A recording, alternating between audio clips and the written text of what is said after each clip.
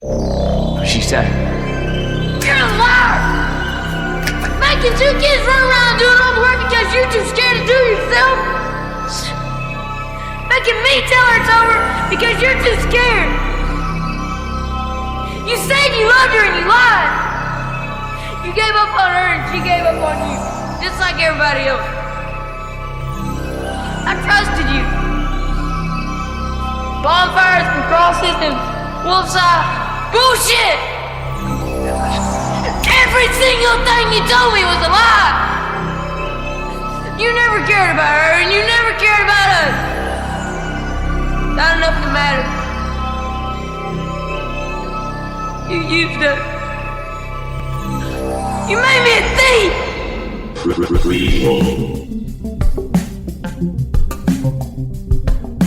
Sequel. Reboot. Which one will it be? It's the Ruined Childhood Podcast. Greetings, Starfighters, and thank you for tuning in to Ruined Childhoods, a podcast celebrating cult and classic films and imagining how we could bring them back today with something fresh. We're a few episodes into our current series in which we pick a movie representing each U.S. state.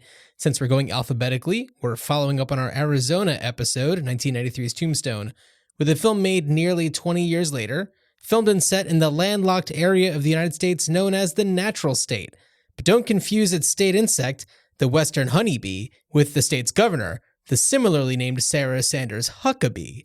This state's official beverage is milk, dance is square, and gemstone is diamond. That's right, the state is Arkansas, and today we're talking about the Jeff Nichols drama that would be called Dirt if it didn't take place around so much water. Dan, have you ever seen Mud before? I have never seen it previously. Okay.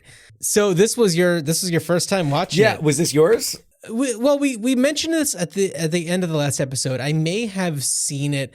The Right. problem is, I don't know if I remembered watching Mud or Killer Joe, because I feel like they had it was like a Matthew McConaughey serious movie.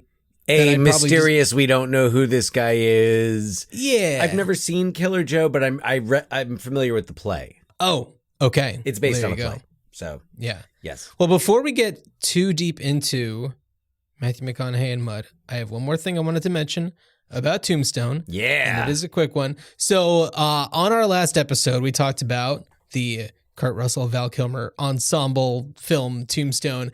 And we were talking a little bit about the character played by Jason Priestley and how he maybe had some sort of romantic relationship with Billy Zane's character, who is this, actor who comes to town with this, performing arts group, essentially. We mentioned a few things that kind of hinted at it. And we talked about how Billy Breckenridge, Jason Priestley's character, was kind of like buddies with the bad guys, but kind of like everybody. He was just kind of like a guy who was around and, seemed to just be a friendly figure. I kind of got the impression he was kind of like the bullies didn't pick on him and let him hang out with them. So he was like, I'm just going to kind of chill with that because otherwise the bullies would be beating up on me. Well, that's kind of like Beach Boys I Get Around rules, where my buddies and me are getting real well known. The bad guys know us, but they leave us alone. Not like Help Me Rhonda rules, which we'll get to. So what I wanted to mention is that there was a moment that I did not pick up on all of the times I had seen Tombstone. I think because I kind of had that idea in the back of my mind. We were talking about how nobody seemed to really pick on him for maybe having a relationship with a man. And when I was pulling a clip for the last episode, for the very beginning, the intro, it's kind of coming right off of this moment where, the gunfight at the OK Corral happens and Billy Breckenridge walks up to the guys and he says how upset he is. And he's like, those guys were my friends. And he walks away and from the Earps and everything. And after he walks away, Wyatt says all they ever did was laugh at him. And I never picked up on that. It's such a subtle kind of throwaway line, but in context to what we were talking about, it's like, like there was so much more going on with him that, even you and I, who have seen this movie a bunch of times, like didn't really pick up on. But I think that it was because I was just observing it freshly, thinking about Billy Breckenridge's relationship with, I forget the name of Billy Zane's character, but yeah, interesting, huh? Billy Zane, yeah. Yeah, he just plays as himself. That's really interesting. I never noticed that before. I guess, just not having that lens and not looking for that in that scene. So I thought that was worth mentioning because, we kind of just reference these kind of two little moments that the two of them kind of have or whatever, and then nothing else. And it's like, oh, there was this one other thing where, there's other life that we don't see in Tombstone, Arizona during this time. We only see the stuff going on with like the Earps or, Doc Holliday. And there's certainly other things going on, more mundane things probably that. It's all in that 3-hour cut with authentic, real mustaches and lightning. Yeah, there you go. The best, I don't think I brought up, but while we're just on Tombstone, before we move on, I was going back through my notes, and I think one of my favorite things was when George Cosmatos was just kind of going on about the authenticity of the mustaches and the real, and then it's like the best, what I love about his commentary is at least 60% of it is just him narrating what is happening, but he talks about it with enthusiasm, and he goes like, and in comes Kurt with his real mustache. Well, that's because that was his responsibility on the movie, is the authenticity. That's kind of what he was tasked with. Kurt was like, you make sure that the mustaches and the lightning are real, and I'll take care of everything else. Yeah, and we'll put your name on the poster, and everybody will be happy.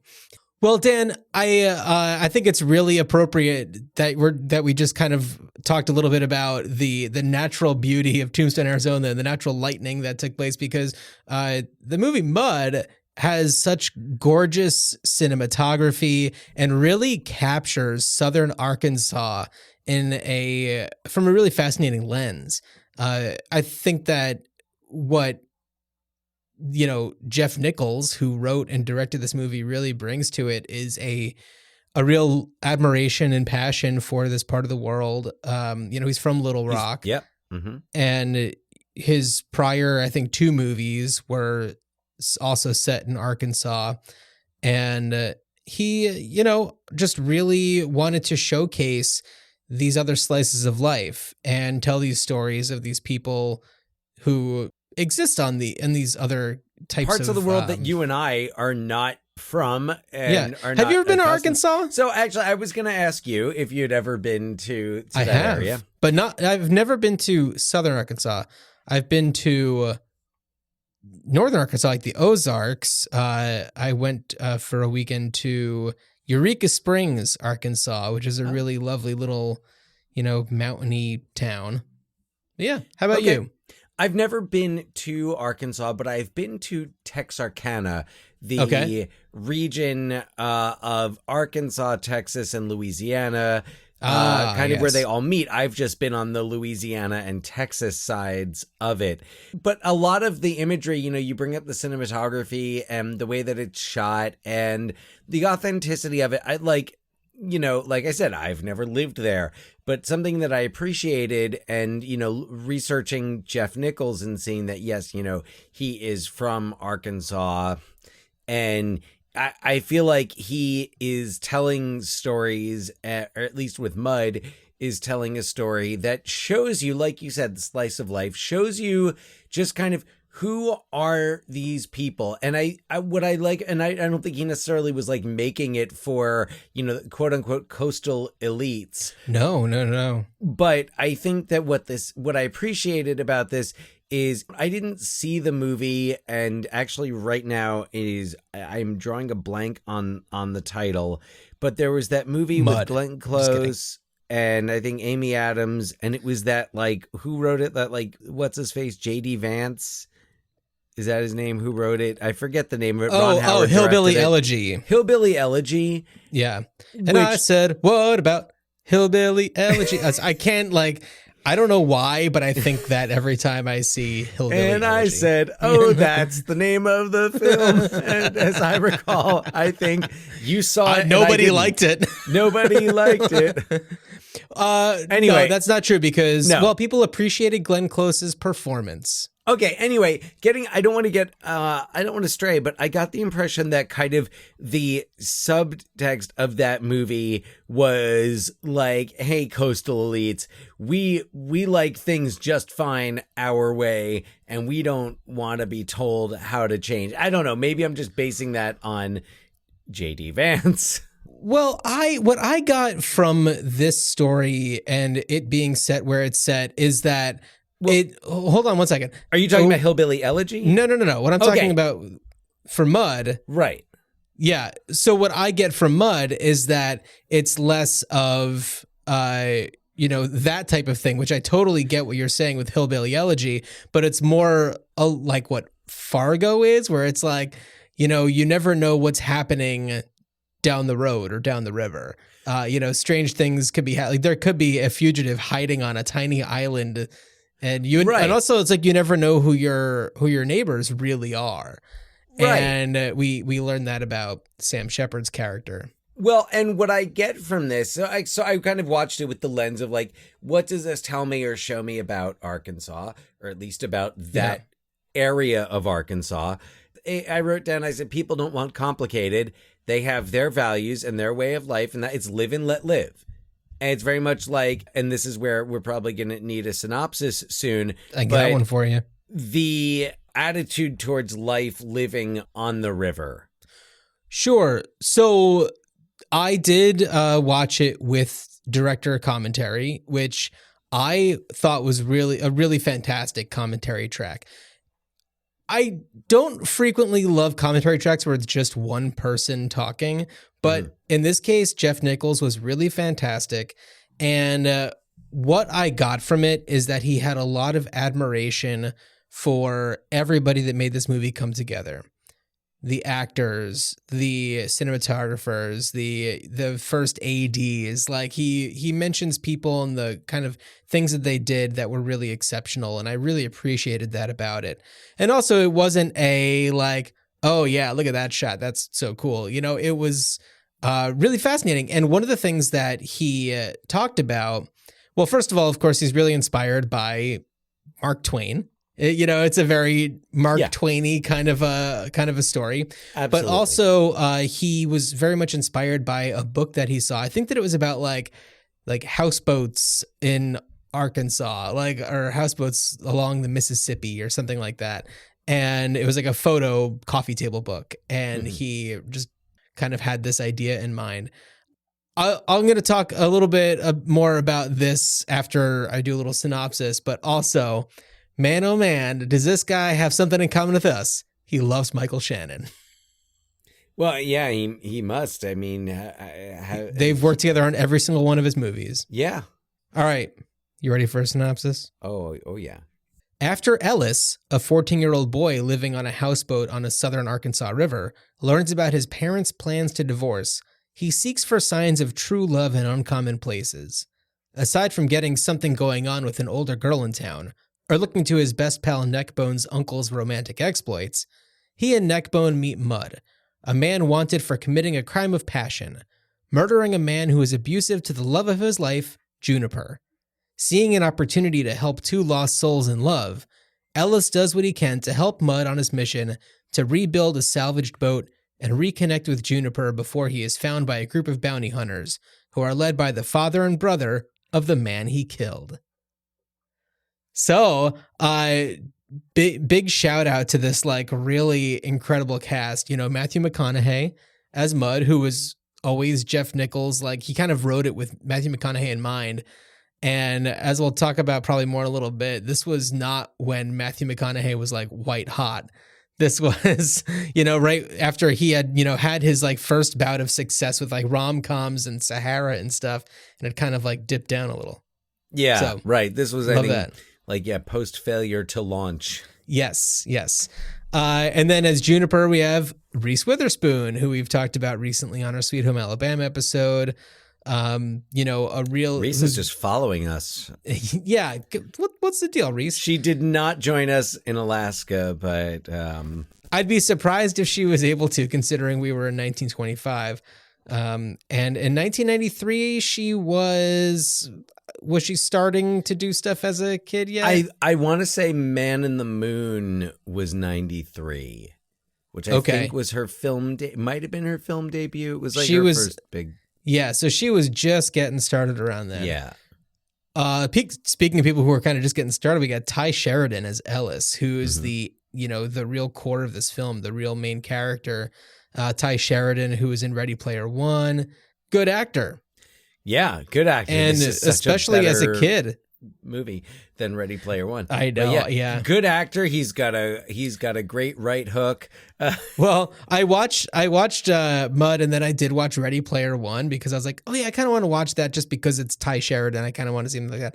And these two movies have one thing in common: is that his character is very quick to tell women that he loves them. Oh, seriously. Just by the way, have you ever read the book Ready Player One? Okay.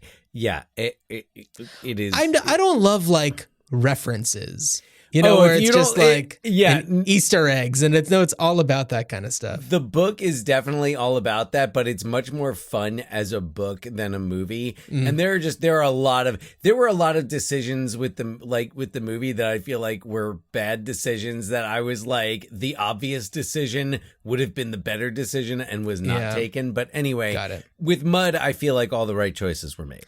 I absolutely agree. Especially in casting. Especially in casting, no name plucked out of nowhere, Jacob Laughlin as Neckbone, who's just fantastic.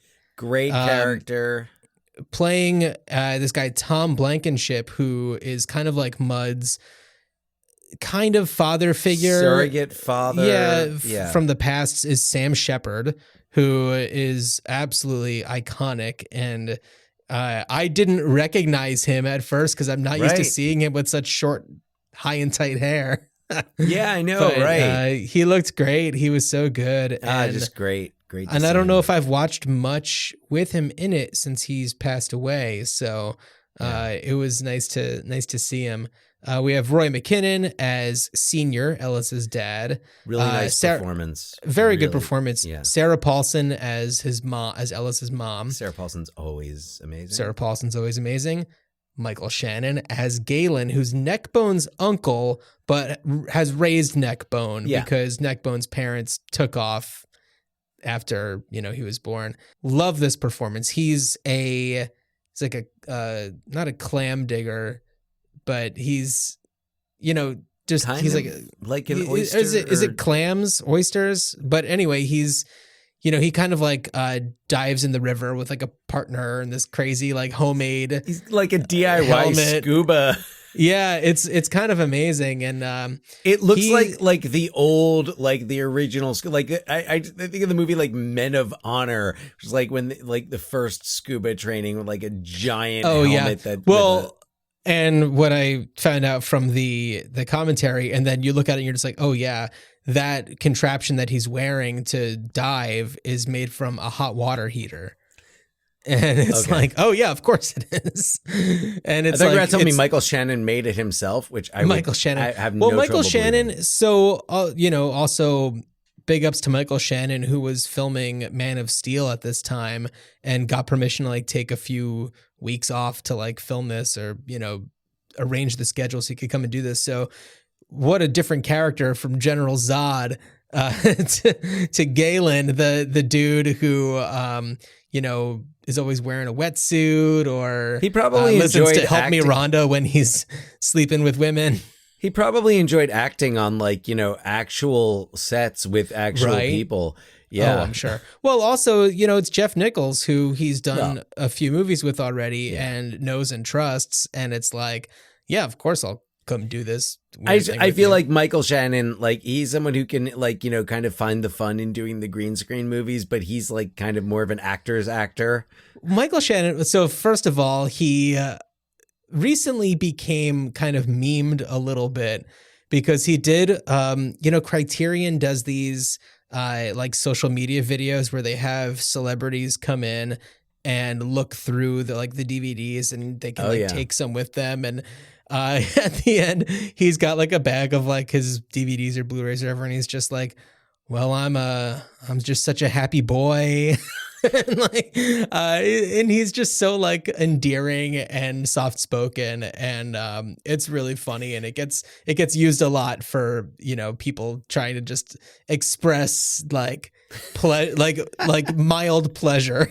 That's great. Now, correct me if I'm wrong, and I'm looking it up right now.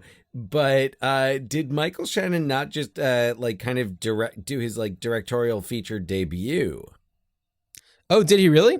I believe it, like I don't know which film festival it was, but I want to say he directed something. I don't know. I'm on.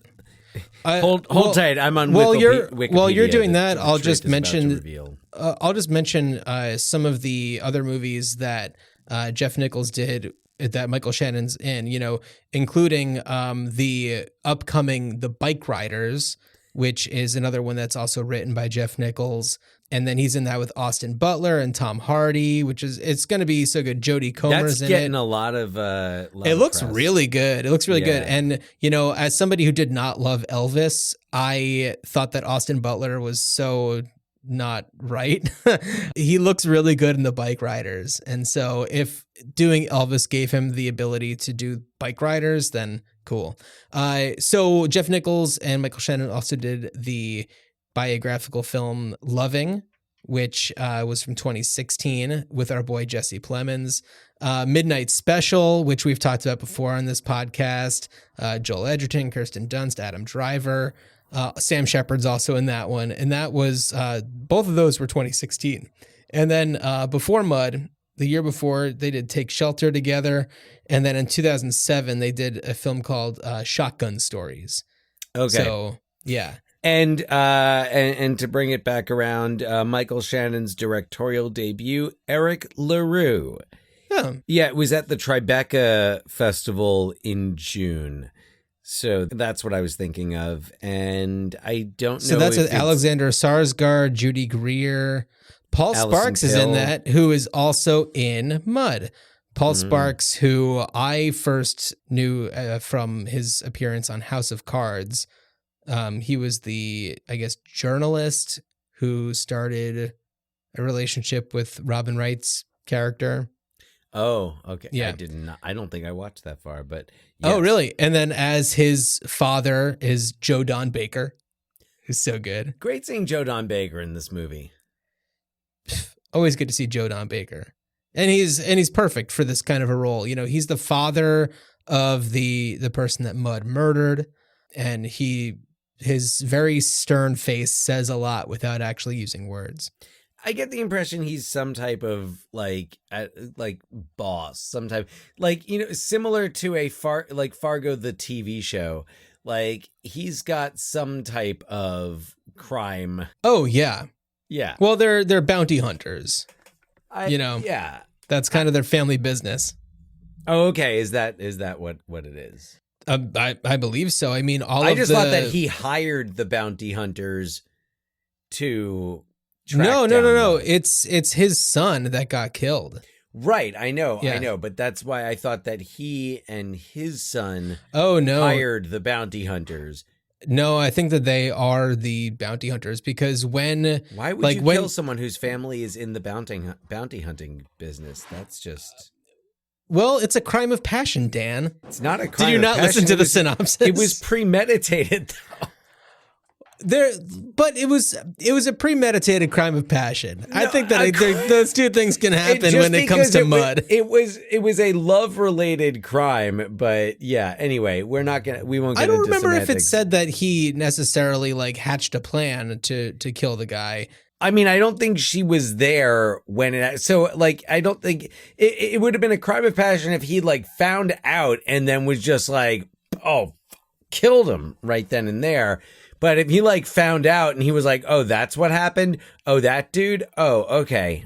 I'm going out. Like, he had to drive somewhere. So we know that he shot him. That's been established that he shot the guy.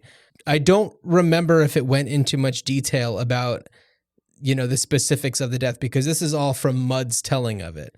We don't get the story from anybody else. But Juniper, I believe, was not there when it happened. I don't know if that matters. I don't know. Yeah. It's fine. Yeah, it's fine. Yes. Yeah. So I thought that. Yeah. I thought that the way that the boys kind of come across Mudd was really great. They hear somebody tells them that there's this boat that's up in a tree on this like island that's not there's nothing else there, and it's like, of course 2 14-year-old boys are gonna want to see what's going on there, and then when they get there, there's porno mags. It's amazing. And then when they discover that there's been somebody living there, that's when things take a turn, and everything should be telling them to like get away from this guy. He's a dirty, probably very smelly weirdo. And then when he tells the story about, his love for Juniper, and he's describing her to them, and, he's just trying to like escape with her. And then when Ellis like sees Juniper, it's like it clicks for him, and he's just like, I'm going to help this dude. It's pretty, it works for me. Yeah, well, I think just, Ellis wanting to believe that there's some type of like, true, like love conquers all. Yeah. He's so desperate for that. You see that in his relationship with May Pearl. May Pearl, right. Played by Bonnie Sturdivant. Yeah. What a great character name too, May Pearl. May Pearl. But like Ellis, just like when he sees, and he so is like, wants to be valiant, and, he steps in when he sees that May Pearl's, getting. Well, he's quick to throw a punch. He and Mudd are alike in that way. Well, yeah. But he, kind of comes to her rescue, and, well, yeah, it all works out for him, or so he thinks. Or so he thinks. He comes on really strong. He comes on extremely strong. Like, they're finally like hanging out one night, and he gets like one kiss and is like, will you be my girlfriend? Yeah. And she doesn't really answer. She's just like, whatever, dumb kid. But then like he gets pretty intense about it. But, he's going through a ton. He has no idea. Like, he doesn't know. Like, what are his experiences outside of like hanging around with Neck? And like what he hears from Galen, and like he's just he reads Galen's books. Yeah, Galen has these like workbooks on like how to pick up chicks and stuff. Yeah, it's kind of like the what Napoleon Dynamite and his uncle or his brother. Oh, Uncle Rico. Yeah, it's kind of that, but like just much more believable and much less obnoxious.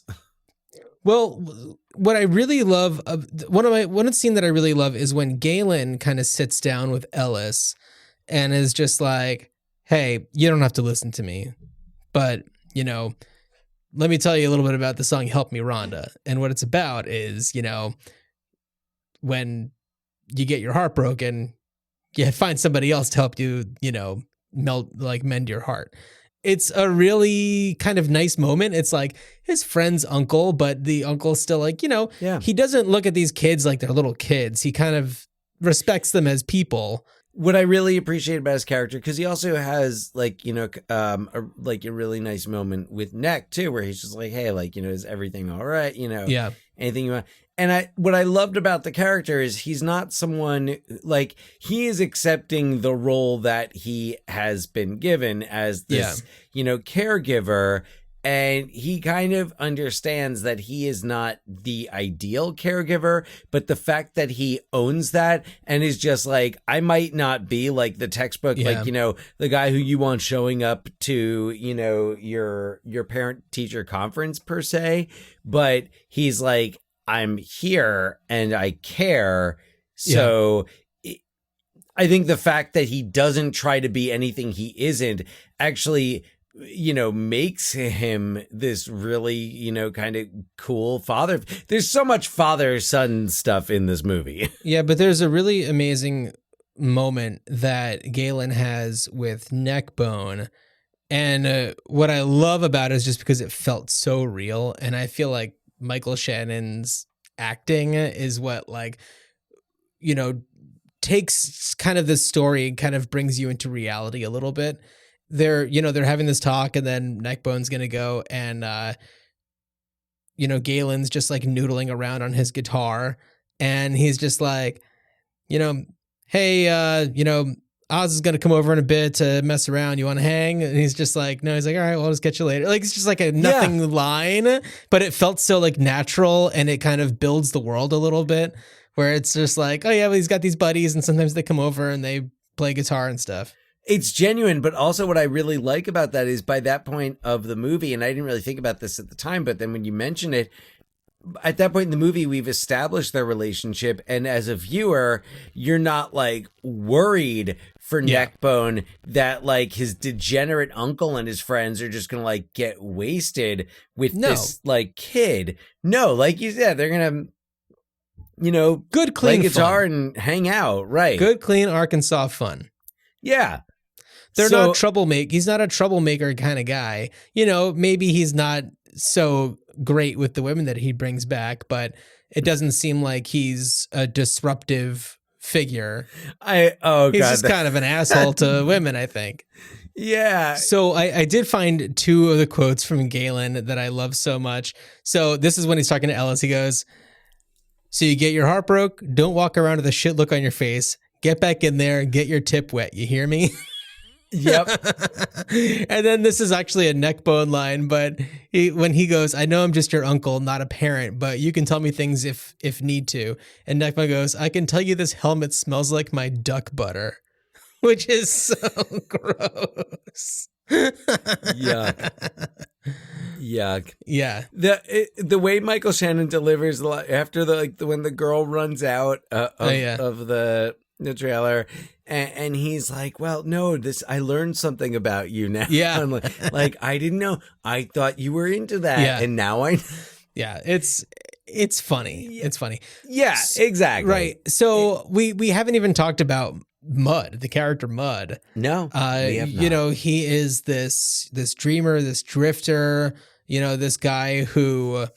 He knows he did something wrong, but he in his heart of hearts knows that he did it for the right reasons.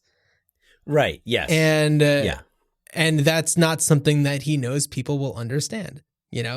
That's just impossible. And Matthew McConaughey is kind of perfect for this role. Yeah, he's great. I can't think of anybody else who would have made sense to be in that position. It requires shirtlessness. It requires a lot of shirtlessness. That is true. And the way that he scarfs down that beanie weenie, I don't know who else could pull that off. Oh, no. Yeah, with the fingers, the 2-finger scoop. Oh, it's so good. And yeah, just his commitment is really admirable. And, there were some things that Jeff Nichols mentioned in the commentary where, he's talking about things like, there's a moment where, they're kind of going through the thing, and we have established that there's this area that has some snakes in it. And he says, oh, well, here, tie this rope around your waist. The snakes won't bite you because they'll get confused or whatever. And he was like, I heard that from somebody once, and I'm assuming it's true. I don't know. And then but it's like, it sounds like the kind of thing that Mud would say, or, you can only get the snake anti-venom once.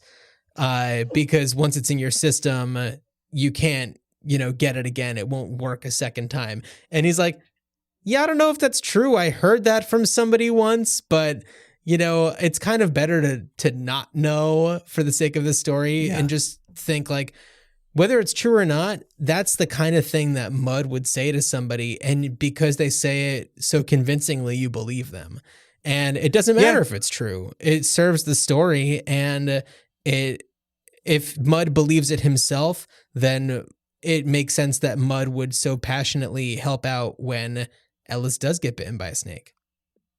Well, I mean, also, like, for one, we kind of, it gets established that Mud is a character, as Mud puts it, doesn't traffic in the truth too often. So it's not, I wouldn't be out of character for Mud to just kind of say something because it sounds good, or like, he's not really thinking about it, but just like you said, oh, this is something I heard once. Yeah. Another really nice touch. And I don't know, who made this call, but his teeth. Yeah. He's got like a cracked tooth. He's got like his teeth do not look like his teeth looked the way that they should look for a character like that. So what I did learn is that in the script, he's supposed to be like missing a tooth. And Matthew McConaughey actually, on his own, without being asked to do this, like went and talked to a dentist, found out what it would take to like remove a tooth and then later have it like a new one put in or something.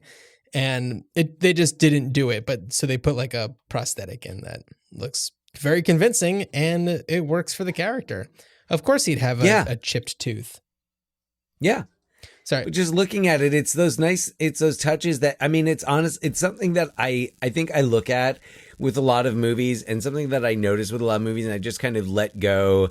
But it's kind of like when you're like, how does your hair look that, styled for, whether it is like, you've just crawled through, 60 yards of sewer, escaping a prison. How is your hair so well in place? Or the perfect teeth, things like that. And you just kind of let it go. But I like looking at it and be like, oh yeah, no, that's authentic. Mud looks like somebody who smells bad. Whose name is Mud.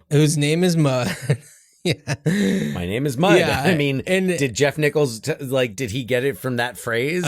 I don't know that you didn't really go into that, but it's, it just, everything about it like works for him.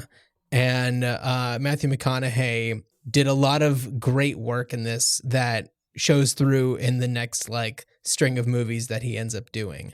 And yeah, it's really impressive. And I know that like this wasn't like all one take or something, but like when he runs, he's carrying Ellis after Ellis gets bit, and he like runs onto the boat, like kicking the boat off the shore, like as he's running on. And then when he runs off and like jumps onto the dirt bike, the moped, like the dirt bike, carrying Ellis the whole time. The way that he jumps off of the dirt bike when he gets into the hospital and is still holding him and is just like jumps off it into a run, it's just like, damn, he's good. Like so like, I'm like, I don't care if there's like cinematic tricks being played here, but I don't think also so. Probably not, because I don't think this is a movie that really relies on cinematic tricks. In fact, it's another thing that I really, really liked about it was just the way that the story unfolded, and it just kind of naturally. Well, and I think this is a Jeff Nichols. This is something that is characteristic of what I've seen from Jeff Nichols. Yeah. Well, loving somebody so much that you become kind of superhuman when it comes to like protecting them. And like Mud, the way that Mud loves Ellis after this time that they've had together and will risk his, he kind of just forgets entirely about the fact that people are hunting him and trying to, take him down for this murder. That doesn't matter when it comes to protecting somebody he cares about. It does. He doesn't until he knows that Ellis is being taken care of. Then reality hits him like hits him again. And that moment is so good. But that's also something that like Midnight Special has with Michael Shannon's characters, his devotion to his. Again, we have more father son. Yeah. What he's willing to to do. But just the way that the stories are told, what I like about the filmmaking is just that it just allows you to sit back and enjoy the story. It doesn't force things upon you. It doesn't try to dictate how you feel or how you should feel or even what you should think about the characters. It gives you the story. I mean, it plays like a good novel. Yeah. Where it just unfolds and where you're just kind of along for the ride. Yeah. Yeah. It's an incredibly engaging film, for a movie that is a drama that's over 2 hours long, by a few minutes. Yeah. It's amazing how well this movie can hold your attention and really get you to connect and care for these people. It's great. I think it's really lovely, and I'm glad that we're covering it for the show. And that's, the three main factors, and we've kind of talked about them all.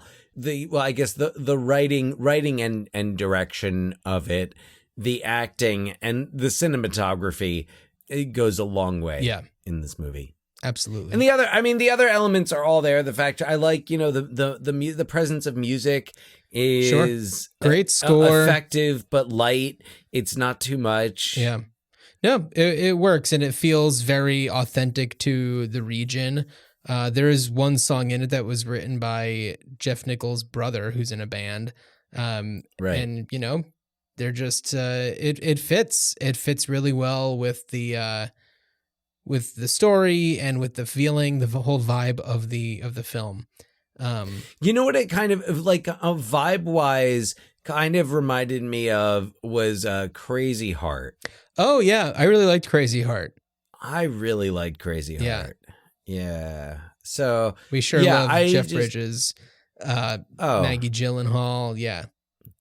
I really dug this movie. What do you say, John? What would you do with it? Well, I feel like the story of Mud is best left told ambiguous. But I mean, what I mean is the character of Mud. But I am very interested to know what may have come of Ellis and Neckbone's, antics. Perhaps there's something else that's gone on in their lives. Maybe something else that maybe just focuses on Neckbone. Because he has a whole rich story that we don't even get too much into. We just get those little glimpses when, Galen kind of gives us some information about his role in Neckbone's life. But, this is Ellis's story, and I'd be curious to know a little bit more about Neckbone. So it's not like a fully formed, here's what's going to happen. But I wouldn't mind seeing something that kind of takes place still in this universe that focuses on Neckbone. And you know what? Galen, too. I mean... Because, we love us some Michael Shannon. Any excuse. Yeah, that kind of goes along. So I was thinking about it, and what I really wanted to see more of based on watching this movie was really just, and this could be like stories that take place in this same, connected to these characters, to see other stories that are in, kind of strange things are afoot at the Piggly Wiggly. Kind of. Yeah, little 14-year-olds punching out seniors. Yeah. Not senior citizens, high school seniors. No, high school students, yeah. What I'm like, what? I want more stories of just that are really about what life can be like in places like, like Southern Arkansas, places that for me where I've never been to. Yeah. Because it's kind of like... you think about it and I'm like, I want authentic stories that tell me about that. And then I try to think about movies that are set in, like New York City. And I'm like, what are some movies that people would watch and get an actual authentic idea of what life in New York City is like? And I'm like running through the list. And I'm like, I can't think of this. I'm like, can I think of a single one that's like, would be authentic to life in New York City? I think it probably.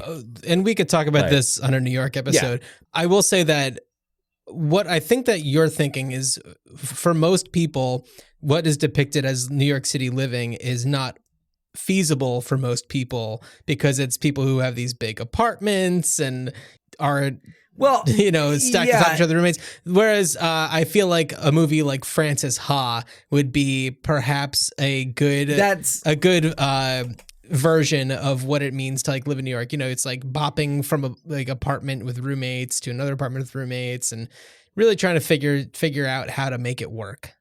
Like, I know it's out there, or like I felt that I didn't watch the whole series, but I felt that like during the first season, Girls, really did a good job. Like, I felt like when you were in the apartments and girls, like, especially I remember like Adam Driver's character's apartment. Oh yeah. I think where the bed was just like the mattress on the floor, and it's like I'm like, yes, I know that apartment. Sure. I have been to that apartment. But yeah, so that's what I would really like, is just more of these authentic, and not implying the whole like any red state, blue state stuff. No.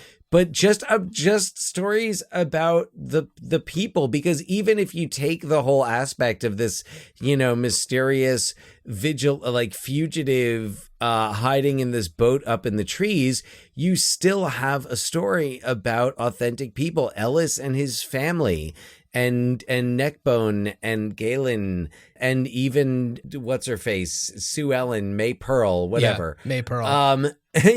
Like you take everybody else out of it, even your junipers. I feel like you've got an authentic story here. Yeah. So just more authentic stories of the region. Yeah, and I'm definitely going to be plugging in more, paying more attention to what Jeff Nichols is doing. Yeah. Hey, I'm psyched for bike riders. Oh yeah. Well, I really enjoyed Tom Hardy as well. Oh, Tom Hardy's great. Well, and I also will say, like, listening to Jeff Nichols talk for 2 hours, I really admire him as a filmmaker and as a writer. I respect kind of his worldview and also his methods for filmmaking, and the way that he appreciates the rest of his team so much really shows. And that is, I think, a good way to kind of get into a little bit more about how this is kind of the dawn of the McConaissance.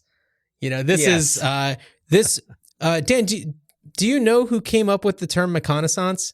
Do I know who? I'm asking you. Wait. I know the answer. I'm wondering if you know. Well, wait, hold on. I'm trying to remember. I'm not looking anything up right now. I'm just thinking. I'm honestly thinking. Is it someone I've definitely heard of? Yes. Is it someone who I like have? Because I feel like, is it someone that one of us knows? Unless you know Matthew McConaughey, the answer is Oh, did Matthew McConaughey come up with it? So okay. On a press junket thing, he was doing like a red carpet like interview thing he was doing for Mud at a film festival. At this time, he had just finished shooting Magic Mike. And let's see what else was going on right before this. This was like Dallas Buyers Club was 2013. So the Lincoln Lawyer was 2011. He did Bernie and he did Killer Joe in 2011. And before that, he did like Ghosts of Girlfriends Past, Surfer Dude, Tropic Thunder, Fool's Gold. And somebody like said to him like, oh, this is, you're kind of going back into a territory that you kind of been in before. And he said, like, I don't remember who said it, but someone was calling it, and he was making it up on the spot, but wanted to seem like he wasn't making it up. And he called it the McConaissance. And what a clever portmanteau that is. And good for him. It really stuck. That was good marketing on his part. And so this was at that time where, Mud, Magic Mike, Dallas Buyers Club, Wolf of Wall Street, Interstellar. I mean, it was really like that chunk right there. That was just in this two-year phase. And also True Detective. Right. Well, and he also, like, I think between True Detective, time is a flat and circle. the Oscar, he won the Oscar for Dallas Buyers Club. Yes. So, and I think right after that was Interstellar. And then he did like Kubo and the Two Strings, and he's done the Sing movies and stuff. But and he did Beach Bum, which was a Harmony Korine film, and 2019 also had The Gentleman. But I feel like those weren't as like big of hits as he was getting in the early 2010s. No, that, I mean, but like, just kind of like the couple of things he did before Dallas Buyers, like Mud, and then that Oscar for Dallas Buyers. Yeah, I mean, yeah, also, just high profile. Wolf of Wall Street, like, I know he didn't have a huge role in that, but he had a great scene in that. He had a memorable role, and that's what's important. Yeah. Exactly. Yeah. Yeah. Well, Dan, as I was kind of going through the Matthew McConaughey roles, I was really tickled by a lot of the names of the characters. And I don't know if right now you're looking at his filmography, but I'm going to ask you to close that if you are, because I got a little bit of a quiz for you. Oh, okay. All right. We're fine. We're fine. All right. So I didn't get too far into. Okay. So Dan, in the chat, I have sent you a list of a bunch of Matthew McConaughey movies. I believe there's 12 of them. Oh, you sure have. And I'm going to give you, not in this order, a few of the different character names. And I want you to tell me which movie they are for. Does that sound good? Oh, boy. Do you think that you can do it? I think I can do it for like at least two of them. Okay. Well, let's start with one that I think is going to be a little easy. All right. In which movie was he the character Dallas? Oh, in which movie was Matthew McConaughey the character Dallas? Was that Magic Mike? Yes, it is. Okay. Okay, so very good, very good. In which one was he the character Rick Peck? Rick? In the movie, he is referred to mostly as Peck. I'm going to guess... Oh, God. I'm going to guess Fool's Gold? No, sorry, Dan. That one's Tropic Thunder. Oh! Okay, how about Tip Tucker? In which movie is he the character Tip Tucker? I am once again going to guess Fool's Gold. That's Larger Than Life. Oh, damn it. Okay. You picked like most of these are the ones that I've seen some of these. I've seen about half. Okay. How about the character Dirk Pitt? I'm going to go with the Beach Bum. That one is Sahara, Dan. Shit. Okay. How about Ben Finnegan? Ben Finnegan. I am going to go with Failure to Launch. That one is Fool's Gold. Motherfucker. All right. How about Palmer Joss? Oh, wait. Palmer, like the video store. Joss. Palmer Joss. Yes. Oh, shoot. Hang on. Palmer. Is that Contact? Yes, it is. Okay. Well done. All right. Well done. Yes. Okay. How about his character is just named Trip. Tripp. Trip. I'm going to go with... sorry, I'm trying to remember which ones we've already done. I'm going to go with the Beach Bum. That one is Failure to Launch. Shit. Okay, how about Buster Moon? Oh, that's Sing and Sing 2. All right, how about Moon Dog? Beach Bum. All right. How about Ward Jansen? Ghosts of Girlfriends Past? That one's the Paper Boy. Oh. All right, and which one is he? Beetle. Kubo and the Two Strings. All right. And then how about Connor Mead?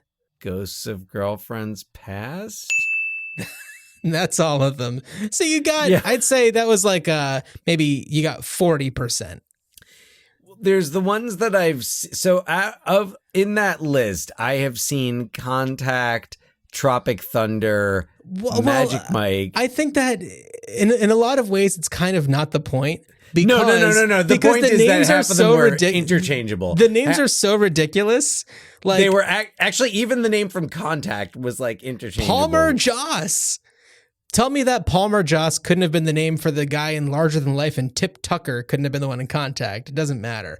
Dirk Pitt? No, actually, Tip Tucker could have been, that one could have easily been Tropic Thunder, but that one's Rick Peck. I felt that also Buster Moon and Moondog could have been, like, if I would have said Moondog, I wonder if you would have gotten...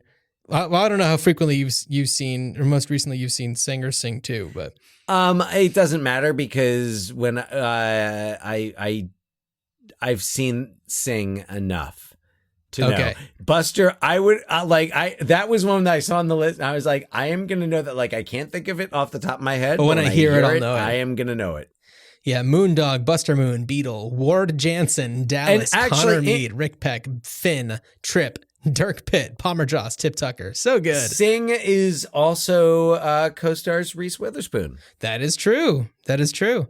Yeah. Let's see. Some of the other ones that he has, I felt like it's interesting that they had not rom-commed together. I thought that I was very certain that they had, and then I was like, oh no, because I would have totally watched that. Another one, and I didn't add this because I didn't think that you would have seen it. His character in the movie Serenity, his name is Baker Dill.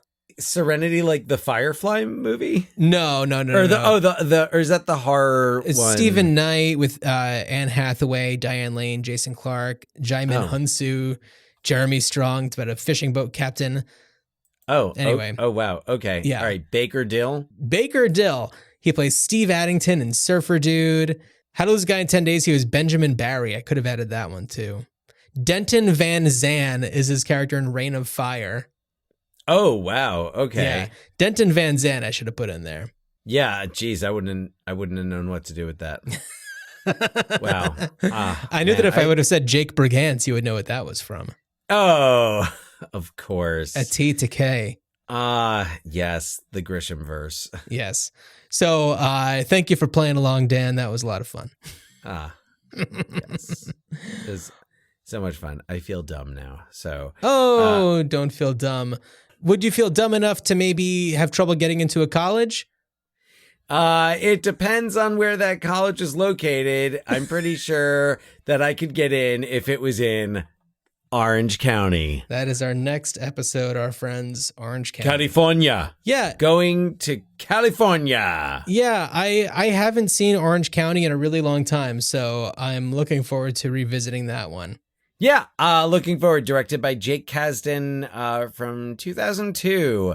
I'm going to introduce it as like it's like the Nepo Baby movie because it's got you got Colin Hanks, Skylar Fisk, whose mother is Sissy Spacek. Oh, okay. You got Jake Kasdan, son of Lawrence Kasdan, right. We talked about, director of Wyatt Earp. Yeah. I'm pretty sure that's where it ends. I know Jane Addams in it, Jack Black. Yeah, this one was like right when people were just like, oh my God, who is this Jack Black guy? This high fidelity guy, you know? Right, it's kind of right. like, and it was just get in there and do your thing. This was also the MTV Films.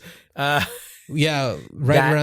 it was that era. That era. Yeah. So anyway, looking forward to talking about OC, not the OC, but Orange County. Orange County. Well, Dan, as you are on a little teeny tiny boat going down the Mississippi, I wish you a good journey. Good journey.